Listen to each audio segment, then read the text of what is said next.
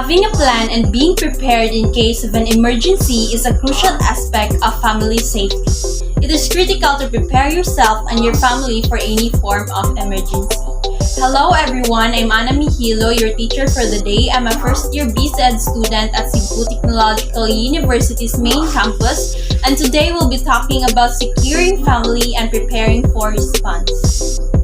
Does any of you know why we need to discuss securing family and preparing for response? So that we can increase our personal sense of security and peace of mind, and to know when we will be ready in case of an emergency. Knowing what to do in an emergency can save time, property, and most importantly, lives. We should make it a routine to develop a family strategy to keep our family safe.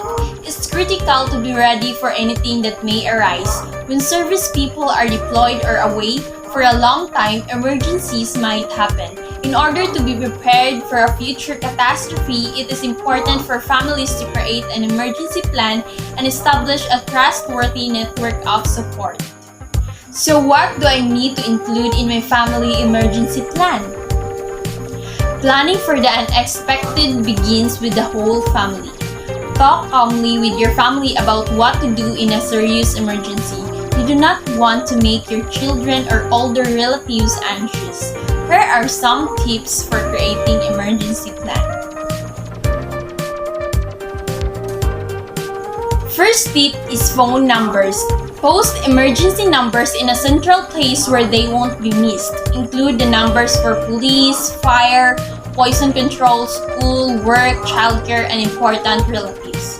Include your home address for quick reference since emergency respondents will need to know where to find you. Second tip is emergency contact. It's often easier to call long distance during an emergency. Choose an out-of-state relative as your family's emergency contact. They'll be the point person where you call or text to explain where you are in the event of a natural disaster. Next is the escape routes. Go through each room of your home and plan the quickest and safest escape route. Make sure each member of your family knows the plan for each room. Practice the plan so they know how to act and if they should need to make a quick escape. Next is emergency meeting spots. Choose 3 spots just to be on the safe side. In case of fire, elect one place near your home. Select another spot outside your neighborhood such as the fire station or a relative's home. Pick one out-of-town location in case you need to evacuate. Pet plan. If your family has pets, include your 4-leg family members in your emergency plan. Make sure you have any necessary pet carriers and plenty of food and water in hand to take with you. Next is the important documents. Put your important documents in a plastic bag. Keep the bag in a fireproof and waterproof box for easy grabbing if you have to evacuate. A key piece of the family emergency planning effort is developing a disaster preparation kit with supplies to support your family for up to 72 hours in the event of a disaster. Examples of supplies include in a disaster preparedness kit are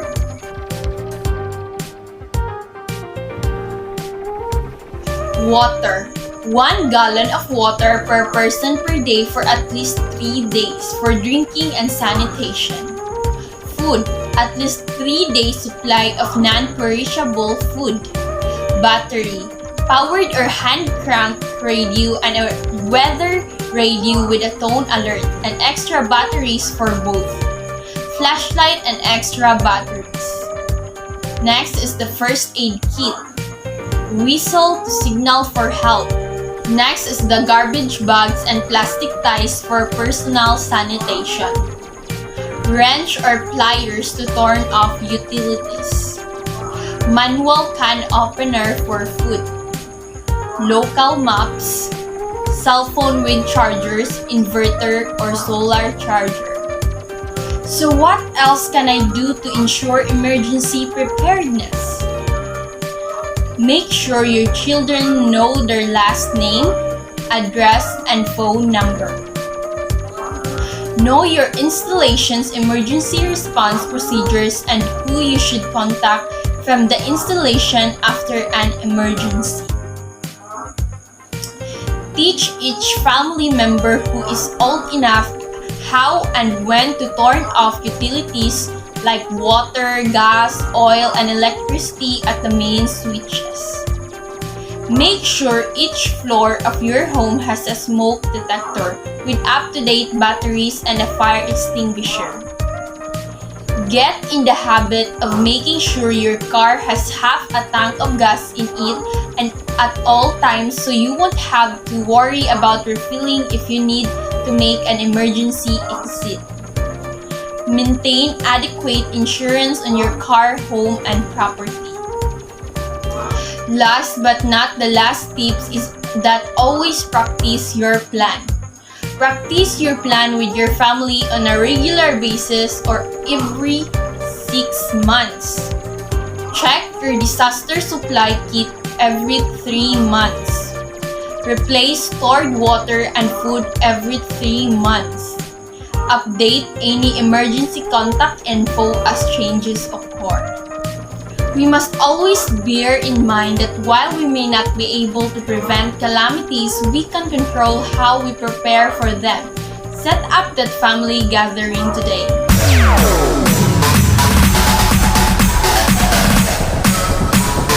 TikTok, all stop.